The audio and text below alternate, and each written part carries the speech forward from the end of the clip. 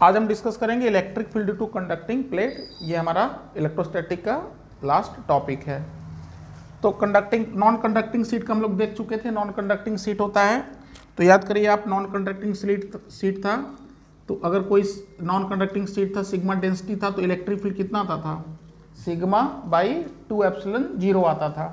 तो अब यहाँ पे हम लोग नॉन कंडक्टिंग, यहाँ कंडक्टिंग सीट है, कंडक्टिंग प्लेट है। तो चलिए कोई प्लेट है, इसका हम एक व्यू लेते हैं। ये कोई प्लेट है जिसके कि जैसे बोर्ड ही है, मान लीजिए कंडक्टिंग है, तो इस पे चार्ज जो होगा वो आउटर सरफेस पे होगा। तो अगर कोई कंडक्टिंग प्लेट है, कंडक्टिंग सीट है, तो इसके दो सरफेस होंगे ना, एक राइट साइड होगा, दूसरा लेफ्ट साइड होगा। तो अगर हम ऐसे देखें दोनों व्यू, तो अगर इसका सिग्मा डेंसिटी है, अगर चार्ज डेंसिटी सिग्मा है, तो यहाँ पे क्या होगा, चार्ज जो होगा वो दोनों सरफेस पे हो जाएगा रिपल्सन की वजह से। बीच में इलेक्ट्रिक फील्ड तो नहीं होता है, तो इलेक्ट्रिक फील्ड कंडक्टर के अंदर क्या होता है, जीरो होता है, तो चार्ज दोनों सरफेस पे आएगा।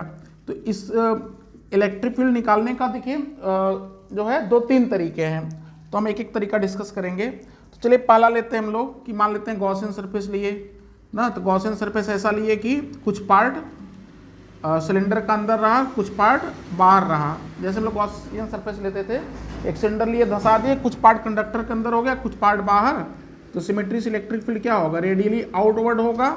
अंदर चूंकि फील्ड जीरो है तो Q इनक्लोज कितना आ जाएगा, सिग्मा इंटू ए आ जाएगा। ठीक है, तो integral E dot D S की बात करेंगे अगर हम लोग, तो हमें पता है कि कर्व वाले पार्ट पे तो होगा नहीं फ्लक्स, क्योंकि इसका एरिया वेक्टर इधर है, इलेक्ट्रिक फील्ड ऐसे होगा। तो जो भी integral E dot D S होगा वो सिंपली E इंटू ए आ जाएगा, और दैट इक्वल्स टू क्या होता है, चार्ज इनक्लोज बाई एप्सिलॉन 0, और चार्ज इनक्लोज कितना है, सिग्मा ए बाई क्या हो जाएगा, एप्सिलॉन 0 आ जाएगा। तो ए से ए कट गया, तो इलेक्ट्रिक फील्ड E का वैल्यू कितना आ गया, सिग्मा बाई एप्सिलॉन 0 आ गया ना।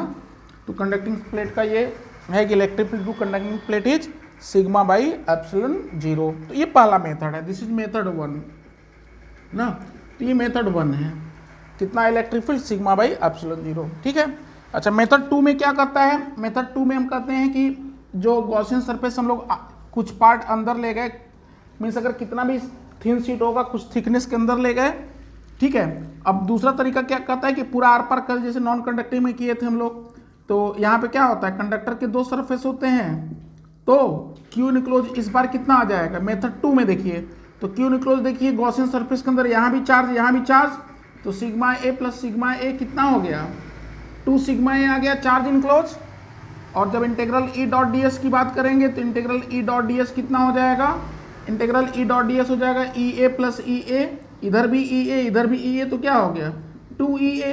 तो जब गॉस लॉ हम लोग लगाएंगे कि integral E dot D S is total charge divide by कितना, एप्सिलॉन 0, तो integral E dot D S में कितना हो जाएगा 2EA, और Q इनक्लोज में क्या आ जाएगा 2 सिग्मा ए बाई एप्सिलॉन 0। अब देखिए ध्यान से 2 से 2 कट गया, ए से ए कट गया, तो इलेक्ट्रिक फील्ड E कितना आया, सिग्मा बाई एप्सिलॉन 0 ही आया। तो देखिए वही सेम आया जो पिछले में आया था, क्योंकि पिछले में क्या था, एक ही सरफेस पे चार्ज था, एक ही तरफ चार्ज था, एक ही फ्लक्स था। यहाँ पे दो चार्ज है, दो फ्लक्स हैं, वही बात है, सेम फील्ड आया, सिग्मा बाई एप्सिलॉन 0। जो तीसरा मेथड है वो क्या करता है, मेथड 3 देखिए ध्यान से। मेथड 3 में हम लोग क्या करते हैं, ये भी मेथड इंपॉर्टेंट मेथड है। इसमें हम लोग क्या करते हैं कि जो कंडक्टिंग सीट है, that behave as conducting sheet behave as 2 non conducting sheets. क्योंकि हमें पता है कि नॉन कंडक्टिंग सीट में क्या होता था, एक ही सरफेस पे चार्ज होता था, और जब सरफेस पे चार्ज होता था तो हम लोग क्या बोलते थे कि एक सरफेस 1 है, दूसरा सरफेस 2 है।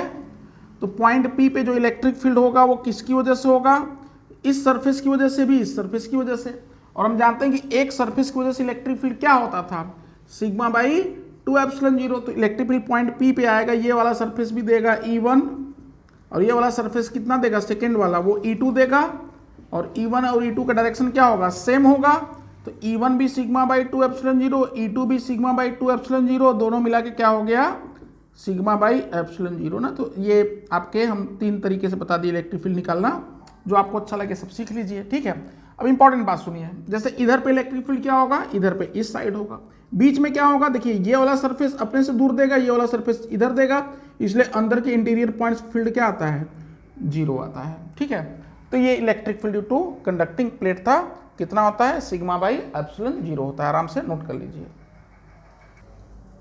अच्छा, ये तो सिग्मा के टर्म में था। अगर चार्ज क्यू दिया है प्लेट पे, अगर चार्ज क्यू है ना, तो अगर चार्ज क्यू है तो हम क्या कहेंगे, दोनों तरफ चार्ज इक्वली डिस्ट्रीब्यूट हो जाएगा। तो पॉइंट पी पे इलेक्ट्रिक फील्ड क्या होगा, पॉइंट पी पे इलेक्ट्रिक फील्ड होगा सिग्मा, सिग्मा का वैल्यू क्या होगा, Q by A, charge point area. तो टोटल चार्ज अगर क्यू है, अगर टोटल चार्ज क्यू है तो चार्ज पॉइंट एरिया क्या हो जाएगा, क्यू बाई ए। तो इलेक्ट्रिक फील्ड क्या हो जाएगा, Q by A epsilon zero, क्योंकि सिग्मा का वैल्यू हो जाएगा क्यू बाई ए। अगर हम चार्ज डिस्ट्रीब्यूशन की बात करेंगे तो चार्ज इज इक्वली डिस्ट्रीब्यूटेड, इधर क्या हो जाएगा क्यू बाई टू चार्ज, इधर भी क्या हो जाएगा क्यू बाई टू चार्ज, दोनों सरफेस पे चार्ज क्या हो जाएगा, इक्वली डिस्ट्रीब्यूट हो जाएगा। ठीक है। अच्छा, इंपॉर्टेंट बात सुनिए, अंदर फील्ड क्या होगा, मेटल के अंदर इलेक्ट्रिक फील्ड क्या होता है, जीरो होता है। दोनों तरफ क्या होते हैं, चार्ज इक्वली डिस्ट्रीब्यूट हो जाते हैं। ठीक। अब सुनिए, अगर मल्टीपल प्लेट, बहुत इंपॉर्टेंट बात, multiple plate, case of multiple plates, बहुत क्वेश्चन इस पे आता है। कैपेसिटर जब अगला चैप्टर शुरू करेंगे तो टू प्लेट्स जो होते हैं, दो प्लेट आमने सामने कैपेसिटर बनाते हैं, तो यहीं से कैपेसिटर का धीरे धीरे कंसेप्ट आपका डेवलप होगा। तो अगर मान लेते हैं मल्टीपल प्लेट है, दो प्लेट्स हैं, एक प्लेट पे Q1 चार्ज है, दूसरे प्लेट पे Q2 चार्ज है। ठीक है, इस पे Q1 चार्ज, इस पे Q2 चार्ज। अभी अकेले था तो क्या था, Q/2 तो क्या यहाँ भी इस Q1/2 नहीं, ऐसा नहीं होगा। अब हमें डिस्ट्रीब्यूशन निकालना होगा। तो मल्टीपल प्लेट्स हैं, तो पहले दो प्लेट की बात करते हैं। चलिए, टू प्लेट्स। तो क्वेश्चन है कि two plates having charges Q1 and Q2 are placed parallel to each other. Two plates having equal and opposite charges placed parallel to each other. ठीक है, and placed near each other. तो हमें ये बताना है कि find charge on each surface. तो देखिए ध्यान से कैसे करेंगे, तरीका सीखिए। तो हमें पता है कि ये जो पॉइंट P है, ध्यान से देखिए, जो पॉइंट P है, इस पॉइंट P पे फील्ड को क्या होना पड़ेगा, जीरो होना पड़ेगा, क्योंकि पॉइंट P किसके अंदर है, प्लेट के अंदर है। तो अब हम लोग कहते हैं कि नंबर 1, नंबर 2, नंबर 3, नंबर 4, ये चार सरफेस हो गए। जैसे हम लोग तीसरे मेथड में क्या बताए थे, एक प्लेट के दो सरफेस, तो इस प्लेट का दो सरफेस, इस प्लेट का दो सरफेस। तो अब ध्यान से सुनिए कि अगर हम लोग एक गॉसियन सरफेस लें, एक गॉसियन सरफेस लें इस प्रकार से कि उसका कुछ पार्ट इस प्लेट के अंदर, कुछ पार्ट इस प्लेट के अंदर, ये एक तरीके से रेक्टेंगुलर है, थोड़ा सा थिकनेस है, क्योंकि 3 डायमेंशन होने के लिए कुछ मोटाई इसमें होना पड़ेगा। तो अगर एक गॉसियन सरफेस लें तो ये गॉसियन सरफेस के यहाँ पे फील्ड जीरो होगा, यहाँ पे फील्ड जीरो होगा, और बीच में जो फील्ड होगा वो क्या होगा, वो इस डायरेक्शन में होगा। और जब इस डायरेक्शन में फील्ड होगा तो इसका सरफेस एरिया क्या होगा, ऐसे, तो 90 डिग्री एंगल। तो यहाँ पे फील्ड ऐसे, सरफेस एरिया ना, फील्ड इस डायरेक्शन में, तो 90 डिग्री एंगल। और यहाँ फील्ड नहीं है, तो अगर हम लोग ए, बी और सी डी अगर एक रेक्टेंगुलर गॉसियन सरफेस लें तो इंटीग्रल E.ds का जो वैल्यू आएगा वो देखिए जीरो आ जाएगा, इसलिए कि ए बी वाले पे तो 90 डिग्री और यहाँ पे फील्ड ही नहीं है, उसी तरीके से सी डी वाले पे 90 डिग्री, यहाँ फील्ड ही नहीं है, तो टोटल E.ds का वैल्यू क्या हो गया, जीरो। इसका मतलब इंटीग्रल E.ds जीरो, तो टोटल चार्ज इनक्लोज क्या होना चाहिए, जीरो होना चाहिए। इसका मतलब ये हुआ कि, इसका मतलब है कि अगर ये, तो समझ लीजिए कि ये हो सकता है रेक्टेंगुलर गॉसियन सरफेस को हम पूरा घेर लें, इस साइड से इस साइड, मान लेते हैं प्लेट इतना ही बड़ा है, ठीक है, पूरा गॉसियन सरफेस प्लेट के एकदम ऊपर नीचे पूरा एकदम टच कर रहा है। इसका मतलब ये हुआ कि टोटल चार्ज जीरो होने के लिए क्या होना पड़ेगा, तो टोटल चार्ज जीरो होने के लिए ध्यान से देखिए, जो गॉसियन सरफेस लिया गया था, कहाँ लिया गया था, दोनों प्लेट, दोनों आमने सामने फेसिंग सरफेस को घेरते हुए। इसका मतलब टोटल चार्ज जीरो का मतलब इक्वल और अपोजिट चार्ज आमने सामने सरफेस पे क्या हो जाएंगे, इंड्यूस हो जाएंगे। बहुत इंपॉर्टेंट पॉइंट है। इसका मतलब है कि equal and opposite charges induces at the facing surfaces. तो इसका मतलब है कि चार्ज जीरो होने के लिए अगर यहाँ प्लस क्यू होगा तो यहाँ क्या हो जाएगा, माइनस क्यू, क्योंकि टोटल चार्ज को क्या करना है, इन दोनों को मिला के टोटल चार्ज को क्या होना है, जीरो होना है। देखिए क्यू इनक्लोज इज जीरो। अब सुनिए बात, इस पे Q1 था तो यहाँ अगर Q मान लिया तो यहाँ क्या हो जाएगा, Q1 माइनस क्यू हो जाएगा, क्योंकि टोटल तो Q1 चार्ज इज कंजर्व। अगर यहाँ माइनस क्यू माने तो यहाँ पे क्या हो जाएगा, ध्यान से देखिए, Q2 plus Q, total charge तो Q2 था, ठीक है। अब फिर से लीजिए, अब फिर से सुनिए, फिर से अब हम क्या करेंगे कि यहाँ पे फील्ड को जीरो कराना है, पॉइंट P पे फील्ड को क्या कराना है, जीरो कराना है। चलिए नंबरिंग कर देते हैं। ये सरफेस 1 हो गया, ये सरफेस 2 हो गया, ये सरफेस 3 हो गया, ये सरफेस 4 हो गया।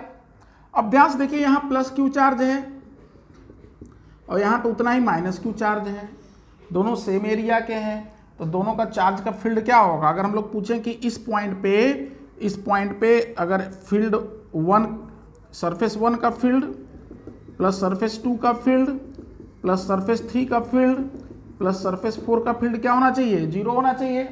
अब ध्यान से देखिए 2 और 3 तो खुद ही 0 देंगे क्योंकि दोनों चार्ज क्या है, इक्वल एंड अपोजिट हैं। तो जितना ये सरफेस देगा इधर की तरफ E2, उतना ही माइनस वाला E3 किधर देगा, माइनस वाला E3 इधर देगा 3 वाला। क्यों? क्योंकि एक पॉजिटिव चार्ज है दूसरा नेगेटिव चार्ज है, दोनों सेम चार्ज हैं, दोनों क्या देंगे, इक्वल एंड अपोजिट कैंसिल करते हैं। मतलब E2 प्लस E3 की वैल्यू मिलके क्या हो गया, 0 हो गया।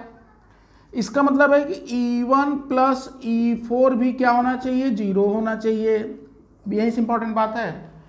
अब ध्यान से सुनिए, हमको पता है कि यहाँ पॉइंट P फील्ड होने के लिए जितना ये दे उतना ही ये दे, और जो पॉइंट P है सरफेस 1 के राइट साइड है, सरफेस 4 के लेफ्ट साइड है। इसका मतलब जितना 1 दे उतना ही 4 दे। इसका मतलब है कि जितना E1 हो उतना ही बड़ा क्या होना पड़ेगा, E4 होना पड़ेगा, तभी जाके क्या करेंगे, दोनों कैंसिल करेंगे। क्योंकि अगर ये प्लस होगा तो ये फील्ड राइट साइड देगा और ये प्लस होगा तभी लेफ्ट साइड देगा। मतलब दोनों का नेचर चार्ज का सेम होना पड़ेगा और दोनों का चार्ज का मैग्नीट्यूड भी क्या होना पड़ेगा, सेम होना पड़ेगा। इसका मतलब निश्चित हो गया कि जो चार्ज जितना बड़ा ये चार्ज उतना ही बड़ा ये चार्ज है, तभी क्या करेंगे, तभी दोनों इलेक्ट्रिक फील्ड कैंसिल करेंगे। क्योंकि जो ये पॉइंट P है, ध्यान से देखिए, जो पॉइंट P है सरफेस 1 के राइट साइड और सरफेस 4 के लेफ्ट साइड, और पॉइंट P पे दोनों फील्ड 0 कर रहे हैं। मतलब अगर ये राइट दे रहा है तो ये लेफ्ट दे रहा है, या लेफ्ट दे रहा है तो वो राइट दे रहा है, मतलब दोनों कैंसिल कर रहे हैं। मतलब दोनों का चार्ज का नेचर क्या होना चाहिए, बिल्कुल सेम होना चाहिए, और सेम ही नहीं चार्ज भी इक्वल होना चाहिए। इसका मतलब है कि Q1 माइनस Q एक सरफेस क्या होता है, sigma by 2 epsilon 0 must be equal to Q2 plus Q by 2 epsilon 0। क्योंकि E1 का जो वैल्यू आना चाहिए वो E4 के बराबर होना चाहिए। E1 का मैग्नीट्यूड किसके बराबर, E4 के इक्वल होना चाहिए, तभी कैंसिल करेगा। इसका चार्ज का वैल्यू भी क्या होना चाहिए, सेम होना चाहिए। तो यहाँ से देखिए ध्यान से Q1 माइनस Q का वैल्यू क्या आ जाएगा। इसका मतलब है Q1 minus Q must be equal to Q2 plus Q। So Q का वैल्यू क्या आ गया, Q1 plus Q2 divide by 2। तो ये बहुत इंपॉर्टेंट बात हम लोग सीखे कि दो मल्टीपल प्लेट होते हैं तो उनके जो फेसिंग सरफेस पे चार्ज, ये जो फेसिंग सरफेस पे चार्ज है वो Q1 प्लस Q2 बाई 2 आया, नहीं Q1 माइनस Q2 बाई 2 आएगा। और जब ये निकालेंगे Q1 माइनस Q, तो देखिए क्या आएगा, तो Q1 माइनस Q का जो वैल्यू पुट करेंगे तो क्या आएगा, इस Q का उठा के वैल्यू रख देंगे तो ये आ जाएगा Q1 प्लस Q2 बाई 2, और Q2 प्लस Q क्या आ जाएगा, ये भी आ जाएगा Q1 प्लस Q2 बाई 2। तो बहुत इंपॉर्टेंट बात सीखे, बहुत इंपॉर्टेंट बात है कि जो आउटर मोस्ट सरफेस पे चार्ज कैसे निकालेंगे, दोनों चार्जेस को क्या करेंगे, जोड़ के 2 से डिवाइड कर देंगे। एकदम तरीका सीख लीजिए। ये यही नहीं, 2 से ज़्यादा 3 सरफेस 4 सरफेस 5 2 प्लेट हो 3 प्लेट हो 4 प्लेट हो 5 प्लेट हो, सब जगह ये तरीका काम करता है, बहुत इंपॉर्टेंट है।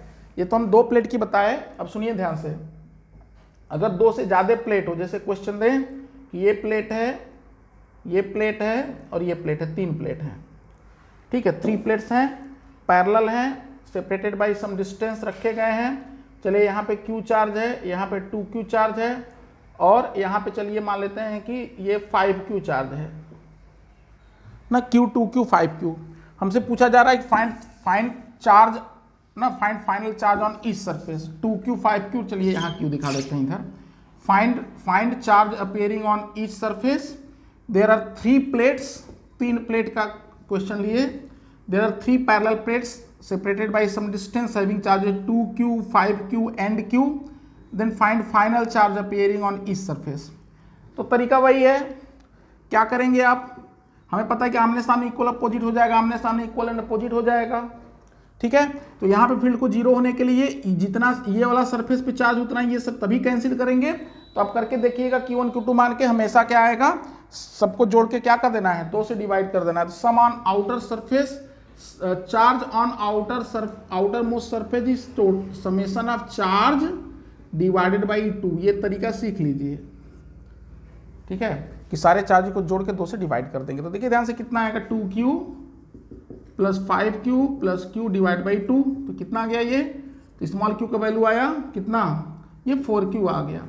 इसका मतलब आउटर मोस्ट सरफेस पे आप आंख बंद करके क्या कह सकते हैं, 4q कह सकते हैं। तो अगर देखिए यहाँ 4q आएगा तो यहाँ क्या आ जाएगा, -3q, क्योंकि टोटल q होना है, चार्ज इज कंजर्व।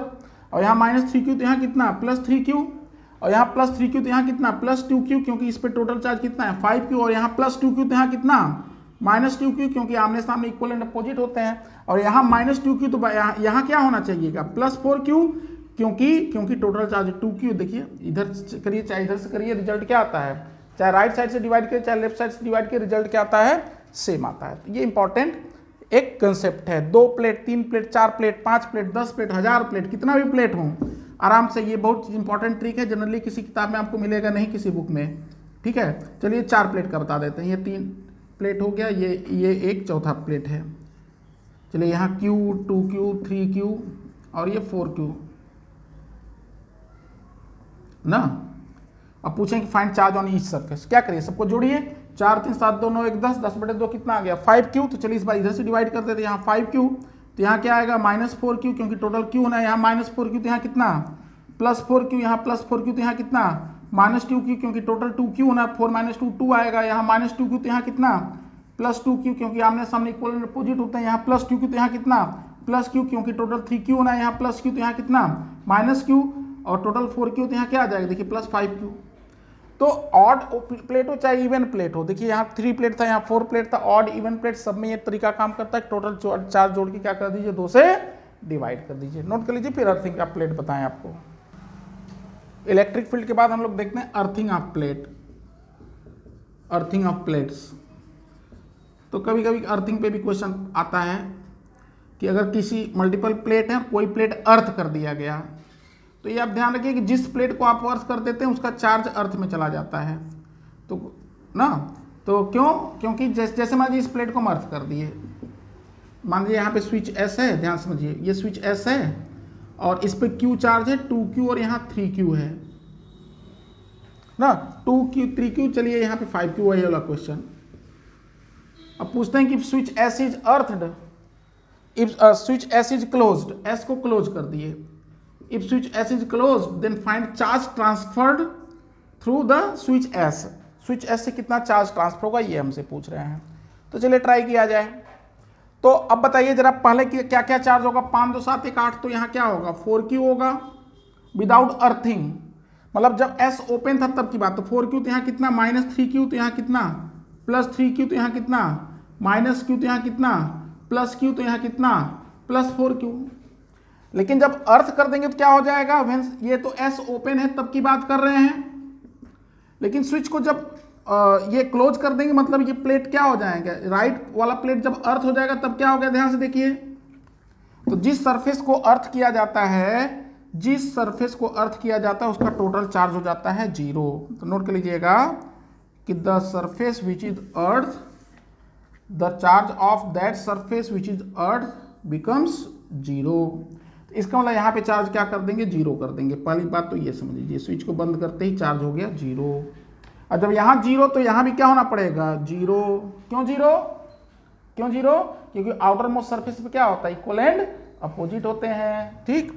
अच्छा यहाँ 0 हो गया तो यहाँ 0, और ये तो कंजर्व है टोटल चार्ज, इसको तो अर्थ किए नहीं, तो इसका टोटल चार्ज यहाँ पे +Q आ जाएगा, और यहाँ +Q तो यहाँ कितना, -Q। अच्छा यहाँ टोटल 2Q था, ये भी कंजर्व है, तो यहाँ क्या हो जाएगा, +3Q, +3Q क्यों, क्योंकि टोटल 2Q होना है, और 3Q यहाँ, तो यहाँ क्या -3Q, क्योंकि इक्वल एंड अपोजिट होता है, और यहाँ -3Q, यहाँ 0, इसका मतलब टोटल पहले क्या था, 5Q था, अब क्या हो गया -3Q। इसका मतलब कितना चार्ज गया होगा, यहाँ से कितना चार्ज गया होगा, 5 को -3Q करने के लिए कितना जाना पड़ेगा बताइए, तो -8Q इज द आंसर। समझ में आया, कितना चार्ज फ्लो करेगा, -8Q, ठीक। ये तरीका है। जैसे इसी में क्या करते, इसी क्वेश्चन में करते कि नहीं, इस स्विच को ना करके कोई यहाँ पे स्विच है ना, इसको अगर बंद कर, चलिए इसको S1 कहते थे, इसको चलिए कहते हैं S2, नहीं हम कहते हैं S1 को ओपन रखी थे, S2 को क्लोज करते हैं। एक क्वेश्चन चलिए एक और कर लेते हैं कि S1 को ओपन ही रहने दीजिए और S2 को चलिए बंद कर दीजिए ना, मतलब S2 वाले सरफेस को अर्थ कर दीजिए। चलिए ठीक, ये अर्थिंग का सिंबल है, अर्थ कर दिए। पहले क्या था, S1 क्लोज था, S2 ओपन था। पहला क्वेश्चन ये था जो ये हम लोग किए। अब चलिए दूसरा आपकी बात मान लेते हैं, दूसरा क्वेश्चन कर देते हैं। S1 को खुले रहने दीजिए, S2 को बंद कर दीजिए। देखिए फिर से इस क्वेश्चन को कैसे सॉल्व करेंगे, इसका भी वही तरीका होगा। क्या कहानी है, जिस सरफेस को अर्थ किया जाता है उसका चार्ज क्या हो जाता है, 0। ठीक है, अब देखिए इसको अर्थ कर दिए यहाँ पे। ठीक है, ये खुला रहा, इसको कुछ नहीं टच किए तो ये बिल्कुल है, ये तो कंजर्व रहेगा। अब ध्यान देखिए यहाँ चार्ज हो गया 0। अब चलते जाइए, यहाँ 0 तो यहाँ क्या हो गया 0। आमने सामने क्या होते हैं, आमने सामने सेम होते हैं। ये 0 तो ये 0, अच्छा इक्वल एंड अपोजिट, 0 0 हो गया। अच्छा बहुत अच्छा, तो ये 0 तो ये क्या हो जाएगा 5Q, क्योंकि इसका चार्ज तो कंजर्व ही रहेगा, इसको तो अर्थ फर्थ किया नहीं गया। और यहाँ 5Q तो यहाँ क्या हो जाएगा, यहाँ हो जाएगा -5Q, क्योंकि आउटर मोस्ट +5Q, क्योंकि आउटर मोस्ट सरफेस पे चार्जेस क्या होते हैं, outer most surface charges same होते हैं। ठीक है, तो यहाँ 5Q तो यहाँ 5Q, अगर यहाँ 5Q तो यहाँ क्या हो जाएगा, क्योंकि यहाँ ये तो आइसोलेटेड, ये तो बदला नहीं, तो ये हो जाएगा -4Q। -4Q क्यों, क्योंकि टोटल चार्ज Q रहना है। जिस सरफेस जिस प्लेट को नहीं टच करते हैं उसका टोटल चार्ज चेंज नहीं होता है। और यहाँ -4Q तो सामने यहाँ क्या हो जाएगा +4Q। अब इसका मतलब यहाँ टोटल चार्ज क्या हो गया 4Q, और पहले क्या था 3Q था। इसका मतलब यहाँ कितना चार्ज गया होगा, कितना चार्ज ट्रांसफर हुआ होगा। तो अगर हम अर्थ से यहाँ कहें, वैसे तो निगेटिव चार्ज का ट्रांसफर होता है, तो कोई पूछे कितना चार्ज इस साइड गया, तो कहेंगे यहाँ पे इस बार जो डेल्टा Q आया, प्लेट से अर्थ में गया कितना -Q, क्योंकि 3Q से 4Q हो गया, तो प्लेट से अर्थ में कितना गया, प्लेट से अर्थ में गया 3Q से 4Q हो गया ना, तो चार्ज क्या गया फाइनल माइनस इनिशियल, तो 4Q मतलब +Q गया। ठीक है, या अर्थ से प्लेट में क्या आया ना, तो मतलब यहाँ से 3Q से चार्ज 4Q हो गया, मतलब अर्थ से प्लेट में चार्ज पॉजिटिव गया डेल्टा Q। तो इधर दिखा दीजिए कि ये चार्ज ऐसे गया डेल्टा Q, और इधर दिखाएंगे तो क्या कहेंगे -Q कहेंगे। तो ये हो गया, आराम से सारी बातों को समझते हुए नोट कर लीजिए। तो that's and the electrostatic portion. आप क्वेश्चन को सॉल्व कर लीजिएगा, उसमें दिया हुआ है पूरा आपको ना, डिस्क्रिप्शन में आप जाएंगे, पहले लेक्चर में पूरा लिंक दिए हैं, क्वेश्चन सॉल्व करिए ना। जो अच्छी बुक्स हैं, अगर आप IIT JEE लेवल पे जाना चाहते हैं तो सिंगेज पूरा सॉल्व कर दीजिए, बड़े अच्छे अच्छे क्वेश्चन दिए हुए हैं ना। सिंगेज का जैसे इस अभी तो लेटेस्ट जो आया है वो भी सिर्फ पुराना वाला और अच्छा है, उसमें सब्जेक्टिव क्वेश्चन